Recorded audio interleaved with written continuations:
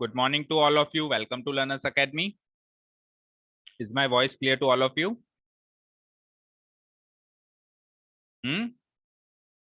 Yes, sir. ठीक है. The topic for today is types of matrices. हमने कल मैट्रिक्स का इंट्रोडक्शन किया था कि मैट्रिक्स क्या होती है, उसको समझा था कि वो उसका क्या पर्पस है, वो क्यों टॉपिक है एक मैथ्स में, उसकी क्या सिग्निफिकेंस है, हमने सीखा. आज हम सीखेंगे मैट्रिक्स कितने टाइप्स की होती हैं. बिफोर दैट कल एक क्वेरी रेज की थी शायद कनिष्का ने कि सर अगर मैट्रिक्स खाली हो तो क्या होगा, राइट? तो हमने उसको एक नाम दिया था एम्प्टी मैट्रिक्स. किसने रेज की थी, कनिष्का ने या प्रगति ने, किसी ने रेज की थी ना क्वेरी? वैसे तो देखो अभी आ जाएगा, वो 5th या 6th नंबर पे आ जाएगी ये मैट्रिक्स, लेकिन अब जैसे आपने कल रेज की थी तो थोड़ा सा बता देते हैं. देखो बेटा, एम्प्टी मैट्रिक्स जो हम उसको नाम देंगे वो नाम गलत होगा. एम्प्टी मैट्रिक्स नहीं कहेंगे हम उसको, नल मैट्रिक्स जरूर कह सकते हैं. एंड योर क्वेश्चन वाज कि सर मिनिमम कितने एलिमेंट्स हो सकते हैं एक मैट्रिक्स में. तो मिनिमम जो है एक मैट्रिक्स में कम से कम 1 एलिमेंट होना कंपलसरी है. बिकॉज हमारे number of rose and number, जो हमारा ऑर्डर रहता है m/n, उसमें number of rose and number of columns एक नेचुरल नंबर रहते हैं, और नेचुरल नंबर 1 से स्टार्ट होता है. तो नंबर ऑफ रो भी मिनिमम 1 होगा और नंबर ऑफ कॉलम भी मिनिमम 1 होगा. तो जो नंबर ऑफ एलिमेंट्स होंगे वो 1 इंटू 1 क्या आएंगे, मिनिमम 1 एलिमेंट तो रहेगा ही रहेगा. ठीक है. अब फिर नल मैट्रिक्स क्यों है? जब सर मिनिमम 1 एलिमेंट रहेगा तो फिर वो खाली तो हुई नहीं. तो बेटा नल मैट्रिक्स की डेफिनेशन ये नहीं होती है कि उसमें कोई एलिमेंट ही ना हो. नल मैट्रिक्स की डेफिनेशन ये होती है कि उसमें एलिमेंट तो हो लेकिन वो एलिमेंट जीरो हो. तो जीरो भी एक एलिमेंट है ना. तो मैट्रिक्स खाली नहीं है, उसमें एक ग्लास उस ट्रे में आपने रखा है लेकिन उस ग्लास का नाम ही जीरो है. तो क्लियर है कनिष्का, ये जिसने भी वो क्वेरी रेज की थी? सर लेकिन जीरो है तो फिर वो नेचुरल नंबर कहाँ हुआ? देखो जीरो है तो वो नेचुरल नंबर कहाँ हुआ? तो मैंने आपको कब कहा कि अंदर वाले एलिमेंट्स नेचुरल नंबर होने चाहिए? मैंने तो ये कहा m/n में m और n नेचुरल नंबर होने चाहिए. क्या मैंने एक बार भी कहा कि अंदर वाले एलिमेंट्स या एंट्रीज नेचुरल नंबर नहीं हो सकती? मैंने तो कहा any numbers and any functions. Check करो definition. Matrix is a rectangular array arrangement of numbers and functions. क्या कहीं भी लिखा है नेचुरल नंबर्स एंड फंक्शंस? बोलो. No sir. ठीक है ना. तो numbers can be any numbers, even they can be real numbers, they can be complex numbers, they can be rational numbers, irrational numbers, negative numbers, zero, even they can be functions. जब हमने इतनी बात कर दी कि functions भी हो सकते हैं तो फिर ऑब्वियसली नंबर्स तो कोई कोई भी चलेगा ना फिर तो. ठीक है. तो अंदर की एंट्रीज जीरो हो सकती हैं. ऑर्डर जो है उसमें number of rose and number of column zero नहीं हो सकता. तो अभी मेरे हिसाब से क्लियर हो चुकी होगी ये कल वाली डाउट. तो अब हम आगे बढ़ें. सभी को क्लियर फिर है? सर इसका ऑर्डर इसका ऑर्डर 1/1. भाई अगर मैंने मान लो वन एक, बाय वन. हाँ एक मैट्रिक्स में मैंने मान लो a इक्वल्स टू लिख दिया जीरो, या जीरो क्या कोई भी एलिमेंट यहाँ डाल दिया, 3 डाल दिया, 4 डाल दिया, तो एक ही एलिमेंट है तो एक ही रो है और एक ही कॉलम है, तो इसका ऑर्डर हो जाएगा 1/1. ठीक है. Yes sir. Yes sir. अभी क्लियर है ना? अच्छा, जरूरी नहीं है कि जो नल मैट्रिक्स है उसमें एक ही एलिमेंट होगा. सपोज करो मैंने ऐसे लिख दिया 0 0 0 0, मैंने 2/2 की एक नल मैट्रिक्स बना दी. देखो नल मैट्रिक्स वो है जिसके सारे एलिमेंट्स जीरो हो, फिर चाहे से वो एक एलिमेंट हो, 4 हो, 3 हो, 2 हो, जितने भी हो, सारे एलिमेंट्स जीरो हो, तो ये भी एक नल मैट्रिक्स है, ये भी एक नल मैट्रिक्स है. ये 1/1 की नल मैट्रिक्स है, ये 2/2 की नल मैट्रिक्स है. इवन मैं 2/1 की भी नल मैट्रिक्स बना सकता हूँ ऐसे 0 0. ये 2/1 की नल मैट्रिक्स, ये सारी की सारी नल मैट्रिक्स है. तो a null matrix is a matrix जिसके सारे एलिमेंट्स ही नल हो यानी जीरो हो. क्लियर है? ठीक है. बाकी ऐसी कोई मैट्रिक्स नहीं हो सकती जिसमें नंबर ऑफ एलिमेंट्स जीरो हो. नंबर ऑफ एलिमेंट्स तो मिनिमम 1 होगा ही होगा, क्योंकि 1/1 के हिसाब से एक एलिमेंट तो आएगा ही आएगा. तो अभी क्लियर है सबको? बोलो बच्चों, बोलो यस कनिष्का, सर. प्रियांशी. ठीक है. तो column yes matrix, sir. Column matrix देखो, लिखो, स्टार्ट कर दो, start writing. First type is column matrix. A column matrix is a matrix of order m by 1, that is number of columns is 1. देखो लिखते तो जाओ, डेफिनेशन अपनी जगह है, लेकिन इसको बिल्कुल देशी भाषा में, बिल्कुल साधारण सिंपल भाषा में समझते जाना कि एक कॉलम मैट्रिक्स एक ऐसी मैट्रिक्स होती है जिसमें एक ही कॉलम होता है, जिसमें एक ही कॉलम होता है, और रोज जितनी भी चाहो उतनी हो सकती है। रोज जितनी चाहो उतनी हो सकती है। तो देखो, नंबर ऑफ रोज की जगह जो m बाई n का जो ऑर्डर था, उसमें n की वैल्यू 1 रख दी मैंने, क्योंकि नंबर ऑफ कॉलम 1 फिक्स हो गया। तो ये जो ऑर्डर हो गया वो m बाय 1 का बन गया। अब m यानी कि कितनी भी नंबर ऑफ रोज हो सकती है, लेकिन नंबर ऑफ कॉलम्स तो 1 ही रहेंगे। That is number of columns is 1। This is the definition. Example जैसे मैंने लिख दिया यहाँ पे नीचे, एक कोई मैट्रिक्स डाल दी ए, एक ही कॉलम लिखना है मुझे, तो एक ही सीधी लाइन में मैं सारे एलिमेंट्स को अरेंज करूंगा, क्योंकि एक ही कॉलम लिखना है। रोज कितनी भी हो सकती है, 1 2 3 4 5 6 7 8। तो इसको अगर जनरल फॉर्म में लिखेंगे तो पहला एलिमेंट A11, दूसरा एलिमेंट A21, ऐसे करते करते करते करते कोई AI1 नाम का एलिमेंट आएगा, और ऐसे करते करते last element will be AM1। देखो, हर जगह 1 1 1 ही रहेगा, क्योंकि कॉलम तो एक ही रहेगा। ये नंबर ऑफ रो का सीक्वेंस चेंज हो सकता है 1 2 3 4 अप टू m, लेकिन कॉलम हमेशा 1 ही रहेगा। समझ आया column matrix? Any doubts? Sir एक बार स्क्रॉल कर दो हम्म ऊपर।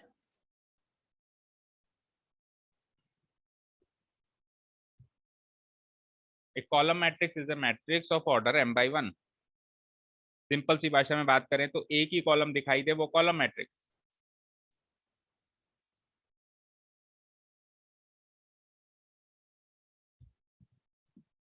ठीक है। इसी का उल्टा है रो मैट्रिक्स, जिसमें एक ही रो दिखाई दे वो row matrix. A row matrix is a matrix of order 1 by n। अब जो ऑर्डर मेरा m बाई n था, उसमें मैंने नंबर ऑफ रोज को 1 कर दिया, और नंबर ऑफ कॉलम्स कुछ भी हो सकता है, तो ये ऑर्डर ट्रांसफॉर्म होके 1 बाई n बन गया, यानी कि that is number of rose is 1।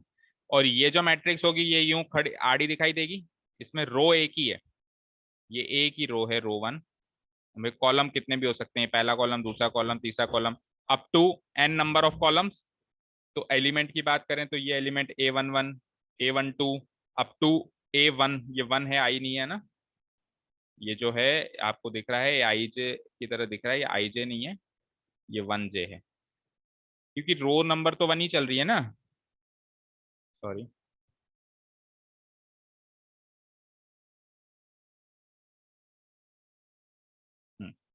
A1J, row number तो 1 ही चल रही है ना। ऐसे करते करते last element will be A1n। तो ये हो गई मेरी row matrix.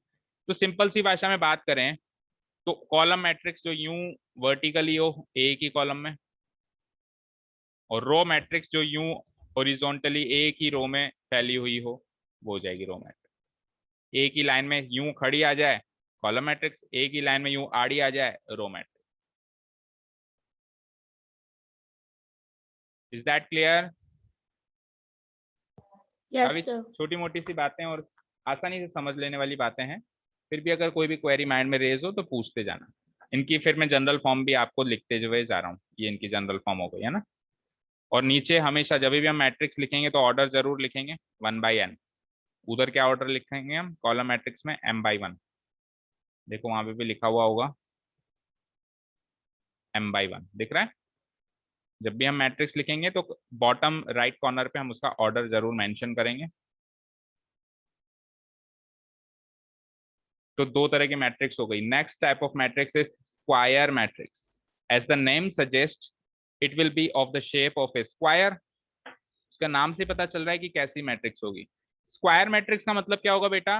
Number of columns and number of rose same हो जाएंगे, या तो 1 बाई 1 हो, या 2 बाई 2 हो, या 3 बाई 3 हो, या 4 बाई 4 हो, या 5 बाई 5 हो। समझ गए ना? Number of rose and number of columns should be same. तो अब अगर number of rose and number of columns अगर सेम है, तो जो मेरा जनरल फॉर्मेट होता था m/n का, तो या तो मैं इसको भी n m बना दूं, तो ये m/m हो जाएगा, या फिर मैं उसको भी n बना दूं तो ये n/n हो जाएगा। कुल मिला के दोनों सेम चाहिए ना, तो दोनों को या तो m लिख लो या दोनों को n लिख लो। तो इसलिए जो जनरल फॉर्मेट सेट किया गया वो सेट किया गया n/n। तो कोई भी मैट्रिक्स अगर इस ऑर्डर के फॉर्मेट में दिखाई दे रही है, ये भी सेम ये भी सेम, और जब ये दोनों सेम है तो हम सिंपली कह देते हैं n, यानी कि मैं ऐसे कह दूं ए स्क्वायर मैट्रिक्स ऑफ ऑर्डर 3, मैं सिंपली कह दूं 3, तो इसका मतलब है एक ही लेटर, मतलब एक ही नंबर यूज किया मैंने, तो इसका सिंपल सा मीनिंग है 3/3, इसका सिंपल सा मीनिंग है 3/3। तो स्क्वायर मैट्रिक्स के ऑर्डर को या तो हम n/n से डिनोट कराते हैं या फिर सिंपली n लिख के डिनोट करा देते हैं, और सिंपल सा मीनिंग क्या है इसका, number of rows equal to number of columns. Is that clear? Sir M भी ले सकते हैं क्या? नहीं ले सकते, क्योंकि फिर जो जनरल नोटेशंस दिए गए ना उसमें n/n ही दिया गया, कुछ जनरल नोटेशंस के हिसाब से भी चलना पड़ता है ना भाई। प्रैक्टिकली देखें तो सर एम भी तो ले सकते हैं, दोनों सेम है, वो बात आपकी ठीक है, लेकिन जनरल नोटेशन के हिसाब से चलना पड़ेगा ना, ठीक है। तो जनरल नोटेशंस में उन्होंने n लेटर दिया है स्क्वायर मैट्रिक्स के लिए, या तो सिंपली n लिखो या फिर n×n लिखो, ठीक है। Yes sir. सर कॉलम, शायद बुक में एम है। बुक में m है? Book are you yes sir sure? M. Check yes करो, सर। चेक करते हैं।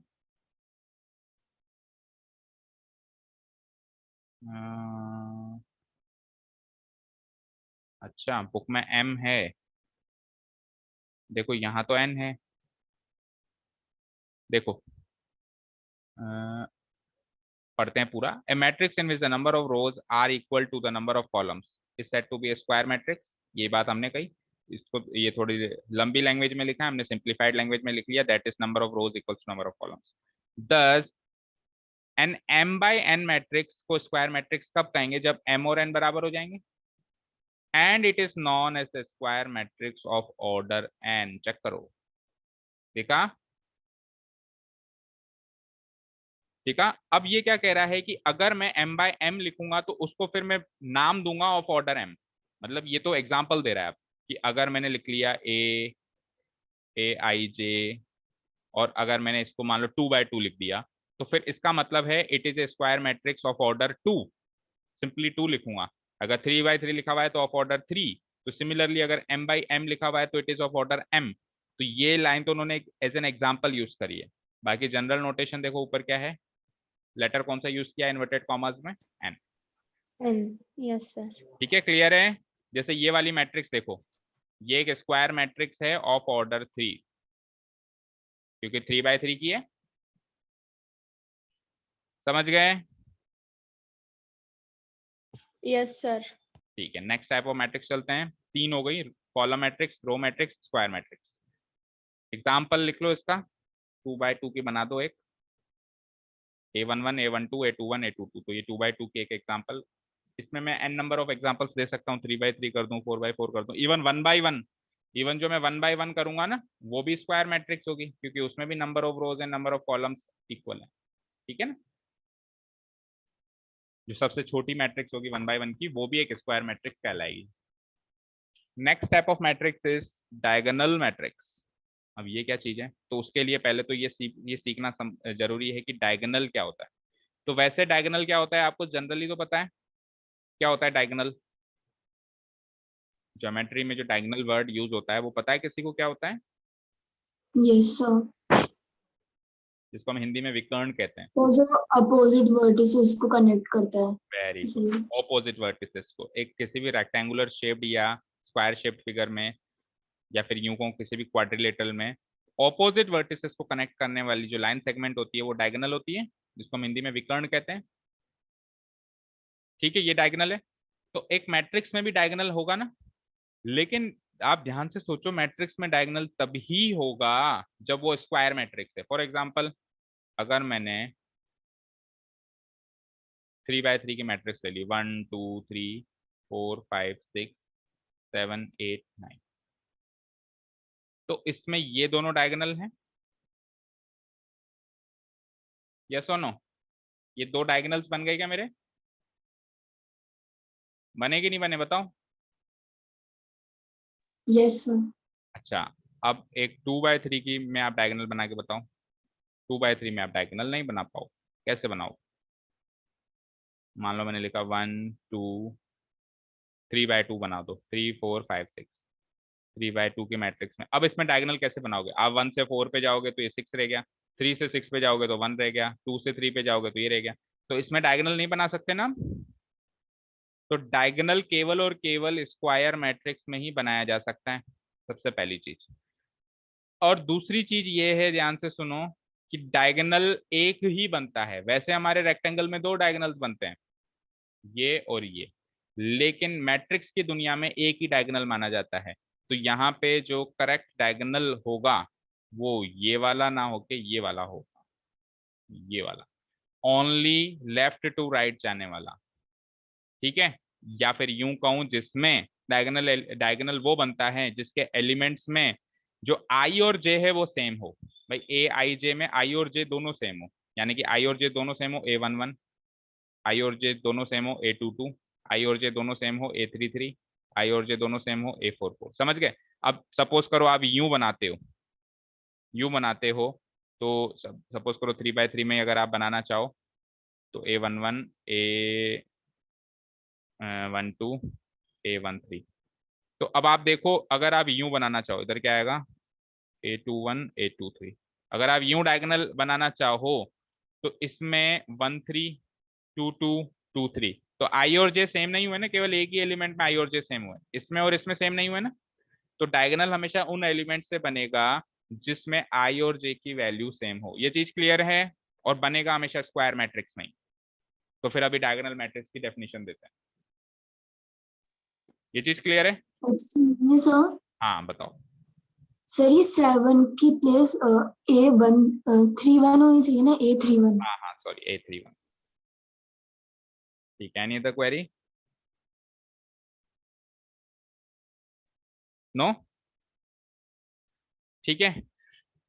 अच्छा, जो एलिमेंट से डायगोनल बन पाता है उन एलिमेंट्स को कहते हैं डायगोनल एलिमेंट्स। क्या कहते हैं? Diagonal elements. यानी कि इस मैट्रिक्स में डायगोनल एलिमेंट्स कौन कौन से हैं? 1 5 और 9। इन तीनों एलिमेंट्स को हम क्या कहेंगे? Diagonal elements. फिर जो बच गए उनको क्या कहेंगे? उनको कहेंगे नॉन डायगोनल एलिमेंट्स। तो इन तीनों के अलावा जितने भी बच गए वो सारे के सारे क्या हैं? नॉन डायगोनल एलिमेंट्स हैं। जैसे 2 हो गया, 3 हो गया, 6 हो गया, 4 हो गया, 7 हो गया, ये सारे के सारे क्या हैं? Non diagonal elements. क्लियर है? डायगोनल एलिमेंट्स क्या होते हैं, नॉन डायगोनल एलिमेंट्स क्या होते हैं? जिसमें आई और जे की वैल्यू सेम हो वो सारे डायगोनल एलिमेंट्स, और जिसमें आई और जे की वैल्यू सेम ना हो वो बचे हुए सारे नॉन डायगोनल एलिमेंट्स। ठीक है ना? अब डायगोनल मैट्रिक्स क्या है, मुद्दे पे आते हैं। Diagonal matrix is a square matrix. देखो सबसे पहली बात क्या लिखी है, it is a square matrix. ठीक है, जो इस फॉर्मेट की होगी, A equal to A I J order n by n, in which a I j equals to 0 when I is not equal to j। अब इसका मतलब क्या समझे आप? कि जब I और j बराबर ना हो, I और j बराबर कब नहीं होंगे? जब नॉन डायगोनल एलिमेंट्स की बात हो रही है।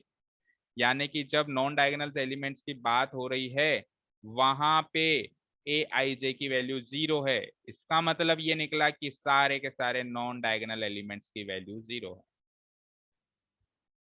आया कुछ समझ? यहां से यहां तक लैंग्वेज समझ में आई?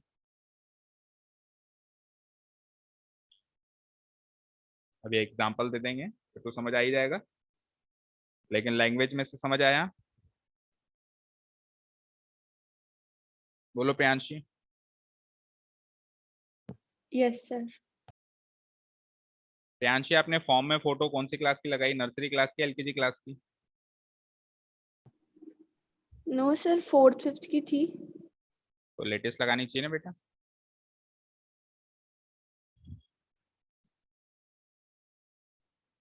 चलो बताओ।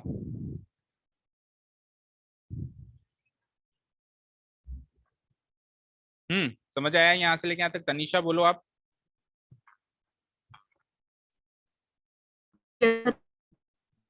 कनिष्का? सर थोड़ा कम समझ आया। थोड़ा कम समझ आया। चलो मुझे ये बताओ कनिष्का, आप जवाब दो। A diagonal matrix is a square matrix, यहाँ तक समझ आया? Yes sir.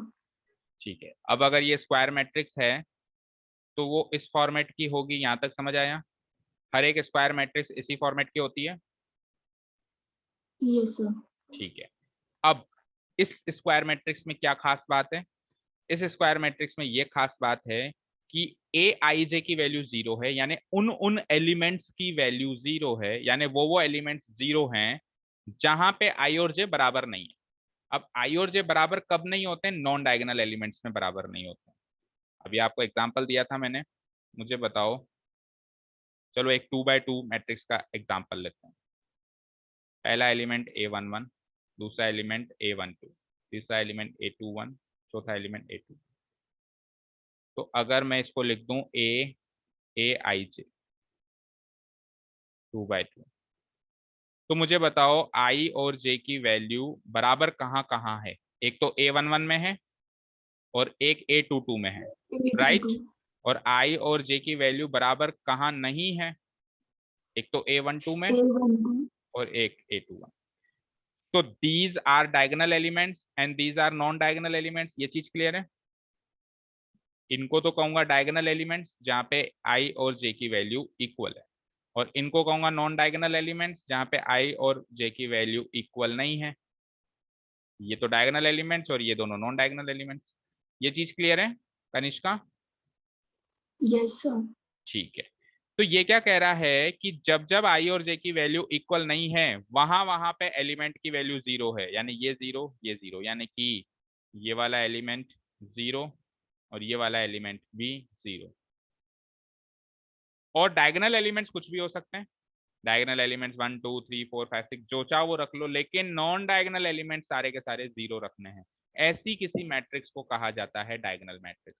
इन शॉर्ट में कहूं, डायगोनल मैट्रिक्स एक ऐसी स्क्वायर मैट्रिक्स है जिसमें केवल डायगोनल एलिमेंट्स का ही अस्तित्व है, बाकी सब 0 है। समझ गए? बाकी सारे yes sir. Elements are equal to 0। All non diagonal elements are equal to 0 except the diagonal elements. अच्छा, अब डायगोनल एलिमेंट्स भी 0 हो तो भी वो डायगोनल मैट्रिक्स है। ध्यान से सुनो, उल्टा मत पकड़ लेना। मान लो मैंने ये लिख दिया 0 0 0 0, मुझे बताओ क्या ये डायगोनल मैट्रिक्स है या नहीं है? Yes sir. ये भी है, सर। क्योंकि नॉन डायगोनल एलिमेंट्स 0 होने चाहिए। डायगोनल एलिमेंट्स क्या होंगे इस बात पे तो मैंने कोई टिप्पणी नहीं की, इस बात पे तो मैंने कोई भी कमेंट नहीं किया कि सर डायगोनल एलिमेंट्स क्या होंगे। कुछ भी हो सकते हैं, इवन 0 भी हो सकते हैं। मुद्दा ये है कि नॉन डायगोनल एलिमेंट्स 0 होने चाहिए सारे। वो हो रहे हैं ना, तो ये भी एक डायगोनल मैट्रिक्स। क्लियर है प्रगति? और सर अगर किसी में नॉन डायगोनल एलिमेंट्स आए ही ना तो? नॉन डायगोनल एलिमेंट्स आए ही ना, ऐसे मैट्रिक्स बन सकती है कि किसी में केवल डायगोनल एलिमेंट्स ही हो। सर जैसे अभी वो 0 था ना, नल नल मैट्रिक्स, तो तो ये उसमें भी, सिर्फ एक ही तो था, A11। तो ये खुद ही डायगोनल मैट्रिक्स है ना बेटा, ये खुद ही डायगोनल एलिमेंट है ना बेटा। ध्यान से सुनो, डायगोनल एलिमेंट क्या होता है? जहाँ पे आई और जे सेम हो, जहाँ पे आई इक्वल टू जे हो। तो इस एलिमेंट की डेफिनेशन A11 है या नहीं है? तो आई और जे सेम है या नहीं है? तो ये खुद ही यस सर। एक ही डायगोनल एलिमेंट है, इसमें उल्टा नॉन डायगोनल एलिमेंट नहीं है, इसमें उल्टा नॉन डायगोनल एलिमेंट नहीं है। ठीक है, एक ही एलिमेंट है और वो ही डायगोनल एलिमेंट है। क्लियर है? Yes sir. ठीक है ना? चलो, तो यहाँ पे आ जाओ आप।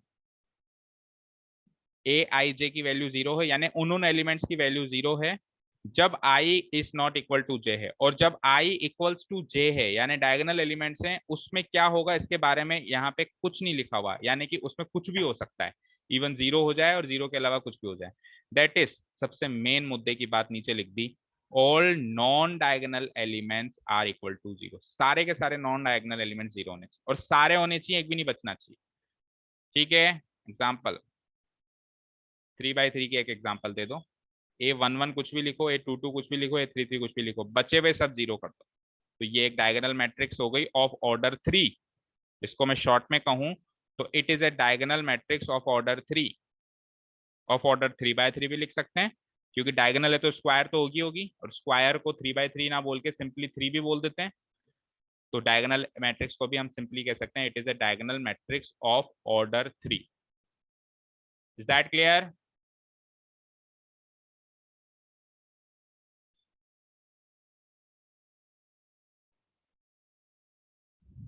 Is it clear to all of you? Raja, सब समझ आ रहा है? राजा टोडवाल, मनीष,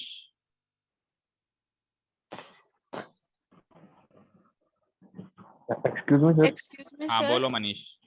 एक्सक्यूज मी हाँ मनीष बोलना। सर, एक एलिमेंट की डायगोनल बन सकती है? एक एलिमेंट की डायगोनल बन सकती है? देखो एक एलिमेंट्स में डायगोनल एलिमेंट्स है ही नहीं ना, तो हम उसको चेक ही नहीं कर पाएंगे, तो उसको हम डायगोनल मैट्रिक्स नहीं कहेंगे। भाई डायगोनल मैट्रिक्स चेक करने के लिए हमारे पास नॉन डायगोनल एलिमेंट्स होने जरूरी हैं। अब एक ही एलिमेंट है, जैसे कुछ भी है, ये A11 ही है, तो अब इसमें ये तो डायगोनल एलिमेंट हो गया खुद ही, क्योंकि आई और जे की वैल्यू सेम आ रही है। तो आई और जे की वैल्यू सेम नहीं आ रही है, ऐसा एलिमेंट चेक दिखा ही नहीं, तो चेक भी नहीं कर पाए, चेक भी नहीं कर पाए, तो फिर हम इसको डायगोनल मैट्रिक्स नहीं कहेंगे। डायगोनल मैट्रिक्स वो होगी जहां हम चेक करने के बाद ये साबित कर पाए कि वो सारे जीरो हैं। ठीक है, any other query?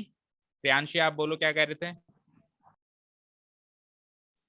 No sir, वो क्लियर हो गया, यही पूछ रहे थे कि डायगोनल मैट्रिक्स स्क्वायर मैट्रिक्स है क्या। हाँ तो वो तो है ऑब्वियसली, ही। देखो पहली लाइन ही यस लिखी है ना सर। हमने, चेक करो, diagonal matrix is a square matrix, पहली लाइन ही वो लिखी है ना। Yes sir. ठीक है, अब अगली जो मैट्रिक्स है वो डायगोनल मैट्रिक्स होनी चाहिए। देखो हर एक चीज एक एक स्टेप आगे बढ़ रहा है। जो डायगोनल मैट्रिक्स थी वो स्क्वायर मैट्रिक्स थी, तो जो स्केलर मैट्रिक्स है अब वो डायगोनल मैट्रिक्स है।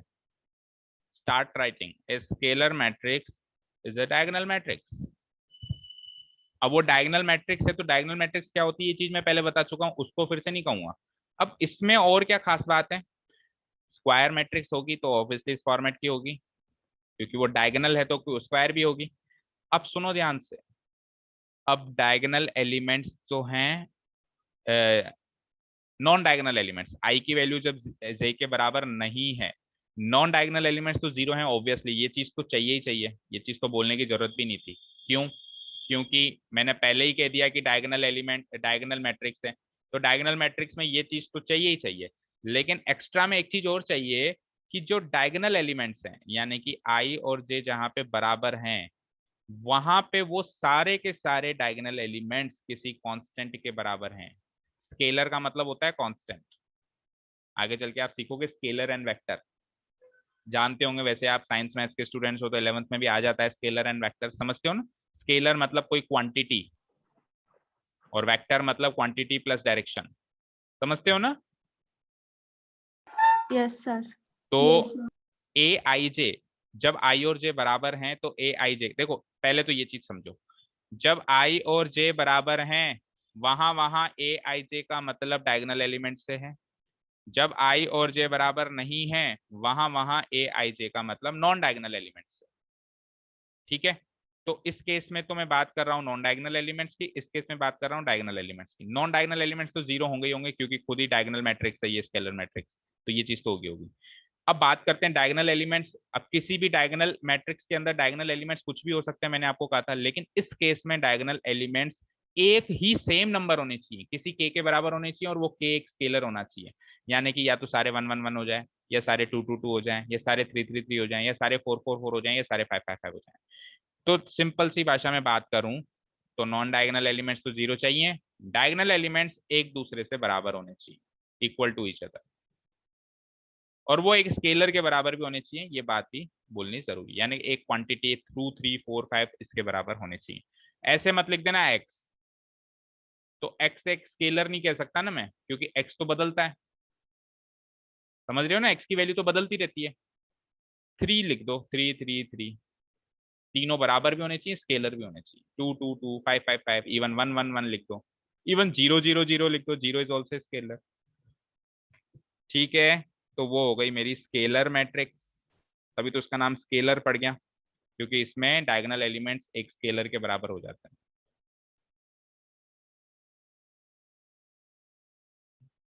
ये यहाँ पे थोड़ा सा गलत लिखा हुआ है, non diagonal elements are equal to,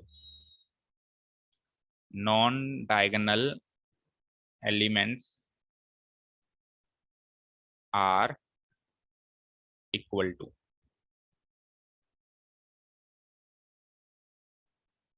are equal to 0 and diagonal elements are equal to each other, एक दूसरे से बराबर होंगे।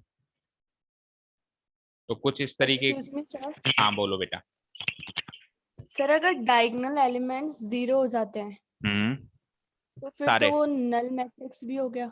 बिल्कुल हो गया ना। तो नल मैट्रिक्स एक स्क्वायर मैट्रिक्स भी है, नल मैट्रिक्स एक स्केलर मैट्रिक्स भी है, नल मैट्रिक्स एक डायगोनल मैट्रिक्स भी है। अभी हम सीधे सीधे चलेंगे आगे, जब हम सारी चीजें कर लेंगे तो फिर हम कंपेयर करेंगे कि कौन सी मैट्रिक्स ऑटोमेटिकली कौन सी मैट्रिक्स बन जाती है।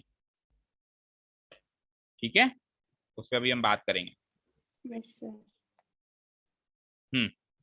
तो इसका जो जनरल फॉर्म बन जाती है एक स्केलर मैट्रिक्स की, वो कुछ इस तरीके की दिखाई देती है। 3x3 का एग्जांपल दिया है मैंने। नॉन डायगोनल एलिमेंट्स तो 0 होंगे, बिकॉज एक स्केलर मैट्रिक्स सबसे पहले डायगोनल मैट्रिक्स होती है, और डायगोनल एलिमेंट्स किसी सेम एक स्केलर वैल्यू के बराबर होंगे, अलग अलग नहीं होंगे। ऐसा नहीं हो कि ये 1 है, ये 2 है, ये 3 है, तीनों सेम हो और तीनों स्केलर हो, तब हम उसको एक स्केलर मैट्रिक्स कह सकते हैं। क्लियर?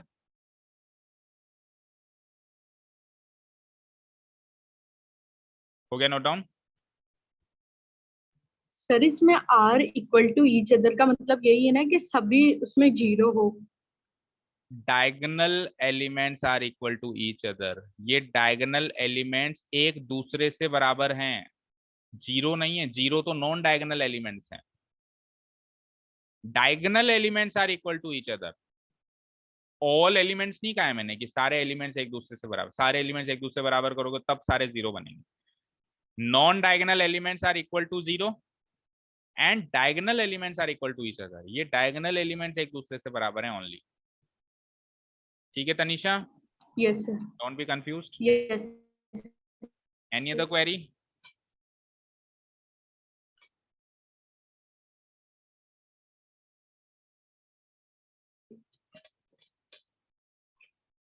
चलिए, next type of matrix is identity matrix. तो अब आपको हिंट तो लगी गया होगा। डायगोनल मैट्रिक्स स्क्वायर मैट्रिक्स थी, फिर स्केलर मैट्रिक्स डायगोनल मैट्रिक्स है, तो ऑब्वियसली जो आइडेंटिटी मैट्रिक्स है वो क्या होगी? वो स्केलर मैट्रिक्स होगी, यानी इसी के आगे की कड़ी। तो identity matrix is a scalar matrix. देखो पहली लाइन ही वो है। इसको एक ही सीक्वेंस में याद करोगे ना तो अच्छे से याद हो जाएगा।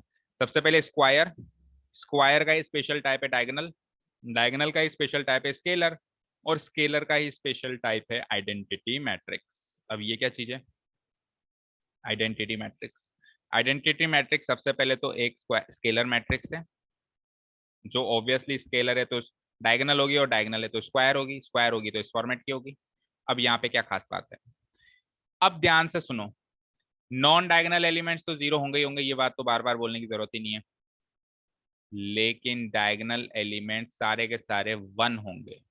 अब स्केलर में सारे के सारे बराबर थे, तो सारे के सारे बराबर थे तो वो 1 1 1 भी हो सकते थे, वो 2 2 2 भी हो सकते थे, वो 3 3 3 भी हो सकते थे, वो -5 -5 -5 भी हो सकते थे, लेकिन यहाँ पे 1 1 1 ही होने चाहिए, तब जाके वो स्पेशल टाइप की जो स्केलर मैट्रिक्स होगी उसको मैं कहूंगा identity matrix. That is, simple सी भाषा में बात करूं तो नॉन डायगोनल एलिमेंट्स तो 0 एंड डायगोनल एलिमेंट्स 1। समझ आया? समझ आया क्या बेटा? Yes sir. Yes sir. Tanisha, yes sir आ गया। प्रगति, ये आईजे थोड़ा नीचे पूंछ में लगाया करो, ठीक है? पहले प्रोजेक्टर पे पढ़ाया हुआ है ना चैप्टर, तो वहाँ पे क्या है ऑलरेडी ये जो लेटर्स हम लिखते हैं ना, ये बड़े बड़े ऑटोमेटिकली लिखने में आ जाते हैं वहाँ पे, तो इसीलिए ये थोड़े से लेटर्स बड़े होंगे। अगर कोई चीज समझ में नहीं आए तो पूछ लेना। आईजे हमेशा नीचे पूंछ में लिखना, सीध में मत लिखना उसके एक।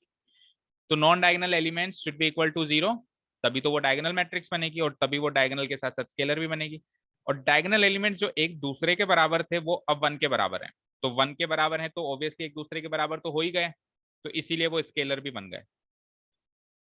अच्छा, इसका एग्जाम्पल नहीं है, एग्जाम्पल हम अभी बना देते हैं। लिखो एग्जाम्पल, 3x3 का ही ले लेते हैं। ए इक्वल टू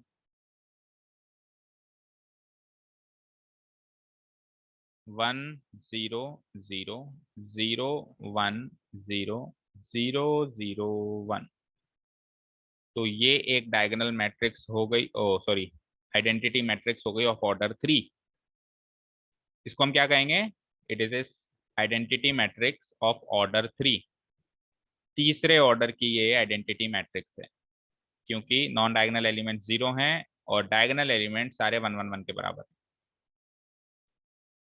क्लियर?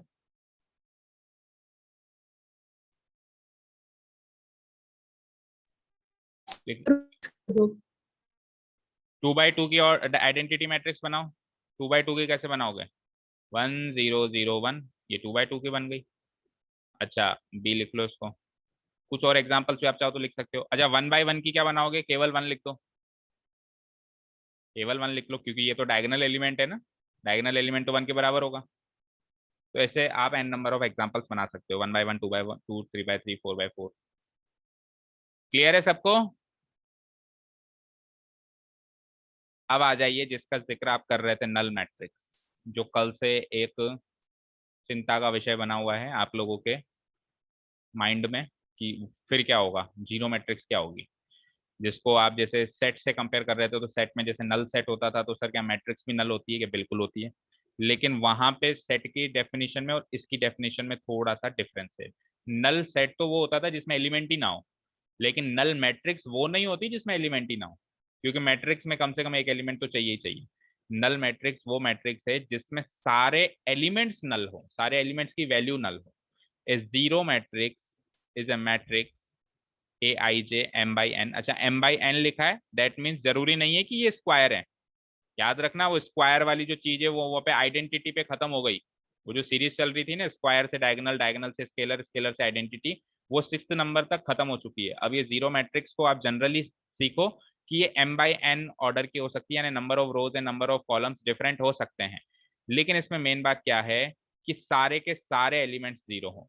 यहाँ पे मैंने कोई स्पेशल केस नहीं लिखा है कि i बराबर j हो तो ये हो, i बराबर i not equal to j हो तो ये हो, ऐसा कुछ भी नहीं लिखा है मैंने। कोई भी एलिमेंट हो वो सारे के सारे जीरो होंगे। तो इसको मैं ऐसे लिख सकता हूँ, A I J equal to zero for any i which is greater than equal to 1 and less than equal to m, and for any j which is greater than equal to 1 and less than equal to m। यानी इस range से बाहर तो i और j वैसे भी नहीं जा सकता ना भाई, 1 और m के बीच में ही रहेगा वो, और j जो है वो 1 और n के बीच में रहेगा। तो इस रेंज में तो वैसे ही रहेगा, लेकिन कोई भी आई जे हो इस रेंज का, हमेशा ए आई जे की वैल्यू जीरो, यानी हर एक एलिमेंट की वैल्यू जीरो हो। सिंपल सी भाषा में बात करें तो all elements of the matrix are equal to zero. ये सिंपल सी भाषा हो गई। यहां तक नोट डाउन कर लिया?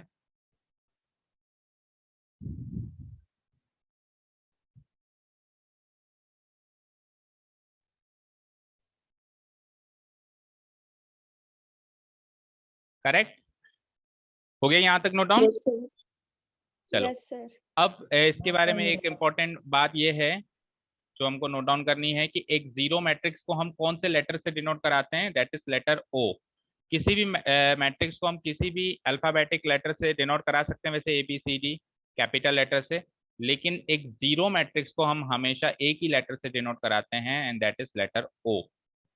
ये जीरो नहीं है, ये ओ लेटर है। इसको हम इस तरीके से लिख देते हैं, बाय द लेटर ओ, ताकि क्लियर हो जाए कि वो जीरो नहीं है, वो एक लेटर है। By the letter O, O letter से। इसको नोट डाल के लिख लेना आप लोग। The zero matrix is denoted by the letter O. It is also called null matrix. It is also called null matrix.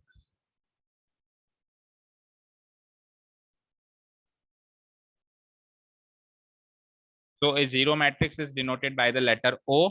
अच्छा, एक खास बात और जिसका हम जिक्र कर रहे थे कि it is also called null matrix। जैसे नल सेट होता है वैसे नल मैट्रिक्स के नाम से बुलाया जाता है, लेकिन वहां पे नल सेट की डेफिनेशन अलग है, यहाँ पे नल मैट्रिक्स की डेफिनेशन अलग है। तो एक एग्जांपल भी हमने लिख लिया, O इक्वल्स टू, ये लेटर O है, 2/2 का एग्जांपल ले लिया और एक 3/3 का एग्जांपल ले लिया। इस तरीके से आप भी कोई भी एग्जांपल ले सकते हो। एक इंपॉर्टेंट बात हम यहाँ पे जिक्र करना भूल गए, और that is very very important. आप एक बार आइडेंटिटी मैट्रिक्स में आइए, देखिए बच्चों, जैसे नल मैट्रिक्स को ओ लेटर से डिनोट कराते हैं, वैसे बहुत इंपॉर्टेंट बात है, ये हमने गलत लिखा है ए, आइडेंटिटी मैट्रिक्स को लेटर आई से डिनोट कराते हैं। तो पहले नोट डाउन करके लिखो, फिर एग्जांपल में हम उसको सही करते हैं।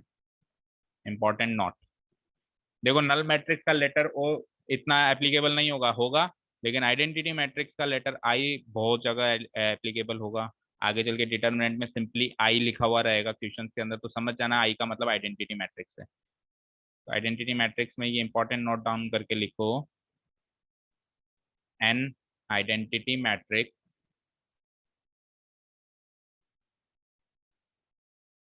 is denoted by the letter I, letter I. अब यहाँ पे सुनो, simply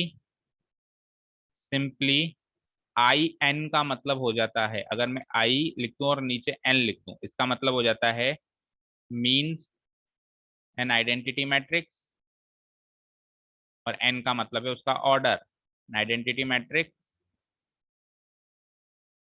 of order N, of order N, N order के आइडेंटिटी मैट्रिक्स। अब आप यहाँ पे एक एग्जांपल दे दो, जैसे 3x3 देना चाह रहे हो, तो आप अगर लिखो I3,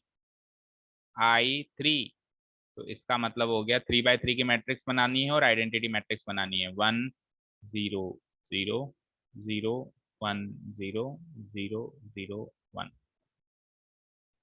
3x। अब ये बहुत इंपॉर्टेंट बात है जो याद रखेंगे आप लोग। एक आइडेंटिटी मैट्रिक्स को सिंपली लेटर आई से डिनोट कराएंगे, और आई एन का मतलब क्या हो जाता है, I means identity matrix, N means उसका ऑर्डर। तो आई एन का मतलब हो जाता है any identity matrix which is of order N. जैसे I3 लिखा तो identity matrix of order 3, I2 लिखा तो identity matrix of order 2, I1 लिखा तो आइडेंटिटी मैट्रिक्स ऑफ ऑर्डर 1, और सिंपली आई लिखा तो मतलब वो आइडेंटिटी मैट्रिक्स है, उसका ऑर्डर हमको पता नहीं है। क्लियर है?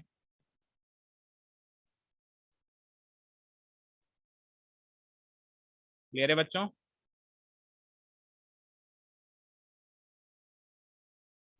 Yes sir.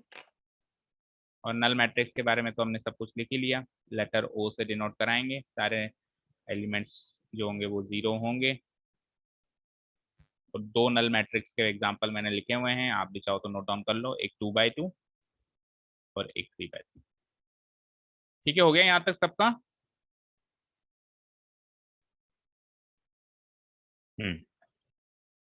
So after zero matrix, we are now done with the topic types of matrices. There are in all 7 types of matrices which we were supposed to know about, and now we have learned everything about them. We get to know more about them when we will do questions in exercise number 1. So the last topic before exercise 3.1 is equality of matrices. Please note down the heading. Make a note, equality of matrices. तो बच्चों अब हमको ये सीखना है कि 2 matrix equal कैसे हो सकती हैं, या कब होती हैं, या हम कैसे कह सकते हैं कि 2 मैट्रिक्सेस इक्वल हैं, 2 या 2 से ज्यादा मैट्रिसेस इक्वल हैं। फॉर एग्जांपल हम कहते थे कि 4/2 = 2, तो ये वैल्यू के इक्वल है, वो क्यों है? तो वो हम एक लॉजिक के तहत कहते थे कि इसको जब सॉल्व करेंगे तो 2 आएगा, इसलिए इक्वल है। या फिर जब हम 2 सेट्स को इक्वल करते थे, A = B, तो हम कब कहते थे कि ये दोनों सेट्स इक्वल है? जब इसके अंदर के सारे एलिमेंट्स और इसके अंदर के सारे एलिमेंट्स इक्वल हों। तो सिमिलरली, या फिर हम कहते थे कि 2 ट्रायंगल्स इक्वल कब हैं? उसके लिए हम एक साइन बनाते थे कॉन्ग्रुएंट। ये ट्रायंगल इसके इक्वल कब है? जब इसके सारे कॉरस्पॉन्डिंग साइड्स इसके सारी कॉरस्पॉन्डिंग साइड्स के इक्वल हो, तब हम कहते थे कि ये जो ट्रायंगल और कॉरस्पॉन्डिंग एंगल्स भी इक्वल हो, तो हम कहते थे कि ये ट्रायंगल्स इक्वल हैं, जिसको हम कहते थे कॉन्ग्रुएंट है। तो सिमिलरली मैट्रिसेस जो हमने नया टॉपिक सीखा है, ये इक्वल कब होंगे? In short my question is, when can we say that matrix A equals to B? उसके लिए क्या क्या हमको क्राइटेरिया चाहिए, कौन कौन से क्राइटेरियंस होने चाहिए जिससे ये साबित हो कि A और B 2 मैट्रिसेस इक्वल हैं? तो पहले आप लिख लीजिए, काफी इजी टॉपिक है, और फिर आपको एग्जाम्पल के थ्रू बताएंगे। तो स्टार्ट राइटिंग, 2 or more 2 और है, ये प्रिंटिंग मिस्टेक है, थोड़ी सी सही करो उसको, 2 और मोर, 2 या 2 से ज्यादा, 2 और more matrices are set to be equal, 2 या 2 से ज्यादा भी हो सकती है, ऑब्वियसली कम से कम 2 तो होनी चाहिए इक्वालिटी चेक करने के लिए।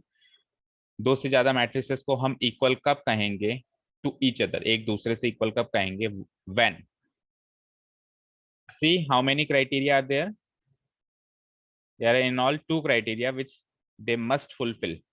पहला क्राइटेरिया है order of each of the matrices given below should be same, यानी कि दोनों मैट्रिक्स का ऑर्डर सेम होना चाहिए। फॉर एग्जांपल अगर इसका ऑर्डर 2/1 है तो अगली मैट्रिक्स का ऑर्डर भी 2/1 ही होना चाहिए। अगर मैट्रिक्स का ऑर्डर 1/2 भी है तो भी मैं इन दोनों को इक्वालिटी के तराजू में नहीं तोल सकता, यानी कि इनको इक्वालिटी के तराजू में तभी तोला जाएगा जब सबसे पहली और फॉरमोस्ट चीज ये होगी कि order should be same, order should be same. चलो, अब क्या ऑर्डर सेम होते ही मैट्रिक्स इक्वल हो जाएंगी ना, ऑर्डर सेम होने के बाद सेकंड जो तराजू है जिनमें उनको तोला जाएगा दैट इज उनके एलिमेंट्स या उनकी entries. Each element of the given of one matrix should be equal to each corresponding element of other matrix.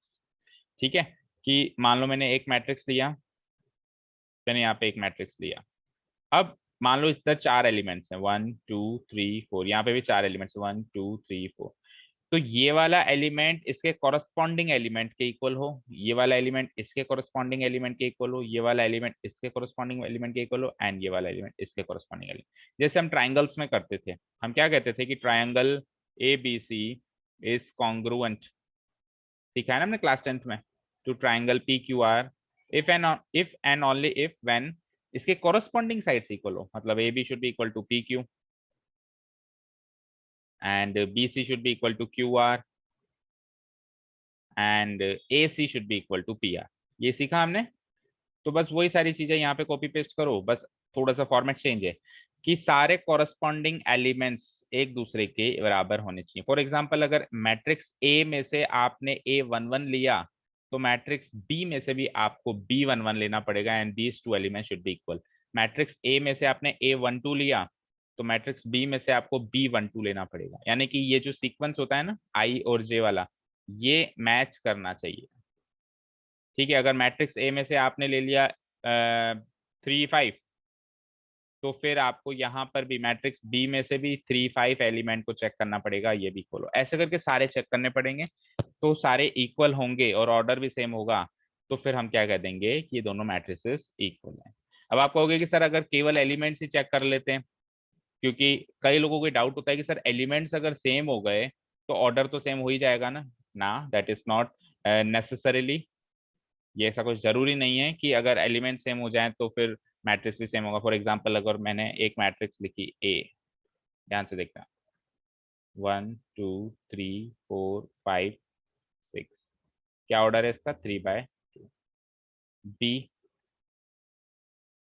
1 2 3 4 5 6, क्या ऑर्डर है इसका, इसका है 2/3।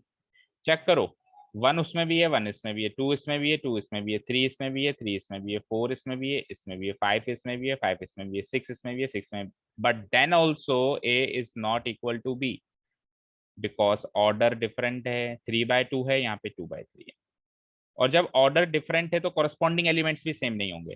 देखो कोई कोई सेम होंगे लेकिन सारे सेम नहीं होंगे, जैसे यहाँ पे A11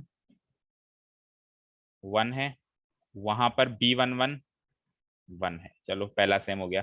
A12 रो 1 कॉलम 2 2 है, वहां पर भी B12, चलो ये भी सेम है।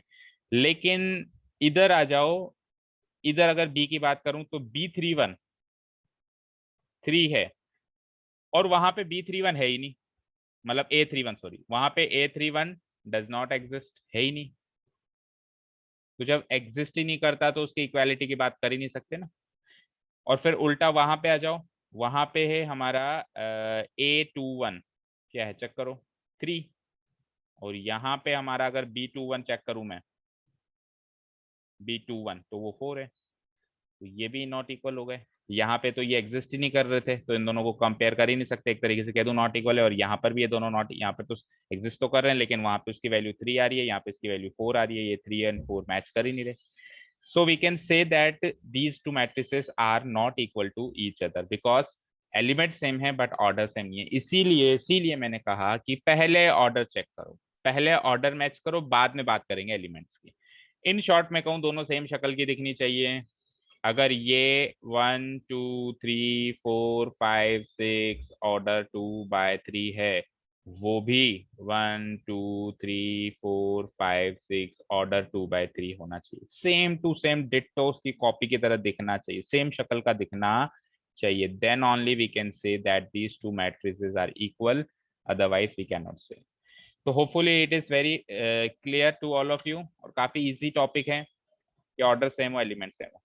चलो ये आपने इतना नोट डाउन कर लिया होगा। 2 or more matrices are said to be equal to each other when they fulfill these two criteria.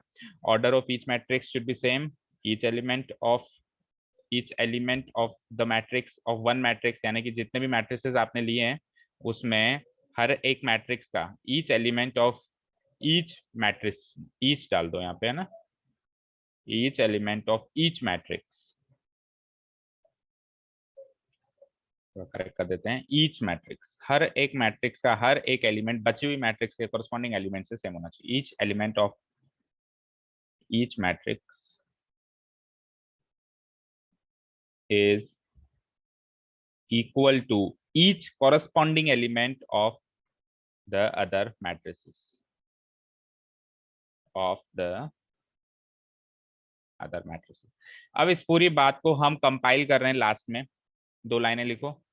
Thus we can say that, अब सिंपल भाषा में बात कर रहे हैं, कॉम्प्लिकेटेड भाषा में नहीं। Thus we can say that two matrices, एक का नाम है AIG order m/n and the second matrix B। क्योंकि देखो वैसे तो 2 या 2 से ज्यादा मैट्रिक्सेस को हम इक्वालिटी में चेक कर सकते हैं, लेकिन एक बार में तो हम 2 ही को ही चेक करेंगे ना। फॉर एग्जाम्पल सपोज करो मैंने लिखा x = y = z, चलो ठीक है, 3 वैल्यूज को मैंने एक साथ लिख दिया कि तीनों इक्वल है, लेकिन एक बार तो मैं 2 को ही चेक करूंगा, पहले x और y को, फिर y और z को, या फिर x और z को। एक बार में तो हम वो जो हम बात करते हैं कि बाइनरी लगाते हैं हमेशा, तो हमेशा हम बाइनरी ऑपरेशन ही करते हैं, एक बार में तो 2 को ही चेक किया जाता है। तो 2 की बात कर रहे हैं कि 2 मैट्रिसेस AIJ ऑर्डर m/n और BIJ, इसका भी सेम ऑर्डर रखा है देखो मैंने m/n, ये इक्वल कब होंगे? If and only if AIJ should be equal to BIJ for any I which ranges from 1 to n and any j which ranges from 1 to m and 1 to n। यानी कि अगर मैंने IJ sequence same रखा है, मतलब 1 1 रखा है तो इधर भी 1 1 रखा है, 1 2 रखा है तो इधर भी 1 2 रखा है, 2 3 रखा है तो यहाँ पर भी 2 3 रखा है, मतलब IJ रखा है तो यहाँ पे भी IJ रखा है। सीक्वेंस अगर मैंने सेम रखा है तो उस जगह पे, उस पोजीशन पे जो एलिमेंट बैठा है वो एलिमेंट भी सेम होना चाहिए, और ऐसा हर एक IJ के लिए होना चाहिए, यानी हर एक पोजीशन के लिए होना चाहिए, हर एक पोजीशन के लिए, हर एक प्लेस के लिए, हर एक सीक्वेंस के लिए ये चीज फॉलो होनी चाहिए। अब आपको सर ऑर्डर की यहाँ बात क्यों नहीं कर रहे, तो मैंने ऊपर ऑर्डर सेम कर दिया ना दोनों का, m/n दोनों का ऑर्डर ऊपर सेम कर दिया, नीचे एलिमेंट की बात कर दी। और इन शॉर्ट अगर मैंने देखो एक ब्रैकेट बना में एक बहुत इंपॉर्टेंट चीज लिखी है कि अगर AIJ BIJ के बराबर है तो मैं कह सकता हूँ कि मैट्रिक्स A मैट्रिक्स B के बराबर है, और इसका उल्टा भी है, मतलब मैं इस बात से इस बात पे भी आ सकता हूँ और इस बात से वापस उस बात पे भी जा सकता हूँ कि अगर मैट्रिक्स बराबर हैं तो एलिमेंट्स, कॉरस्पॉन्डिंग एलिमेंट्स बराबर होंगे, और अगर कॉरस्पॉन्डिंग एलिमेंट्स बराबर हैं तो मैट्रिसेस बराबर होंगी। किसी क्वेश्चन में हमको यहाँ से यहाँ प्रूव करके जाना पड़ेगा, किसी क्वेश्चन में हमको यहाँ से यहाँ प्रूव करके जाना। फिर से रिपीट कर रहा हूँ, अगर मैट्रिसेस इक्वल हैं तो उनके कॉरस्पॉन्डिंग एलिमेंट्स इक्वल होंगे, और अगर कॉरस्पॉन्डिंग एलिमेंट्स इक्वल हैं तो मैट्रिसेस इक्वल होंगी। दोनों बातें एक दूसरे के रिजल्ट भी हैं और कॉस्ट भी है, इसलिए ये वाला साइन लगा। इस वाले साइन का मतलब ये होता है कि इसके लिए ये कॉज है और ये रिजल्ट है, और उसके लिए ये कॉज है और ये रिजल्ट है। इधर से इधर भी जा सकते हो, उधर से इधर भी जा सकते हो।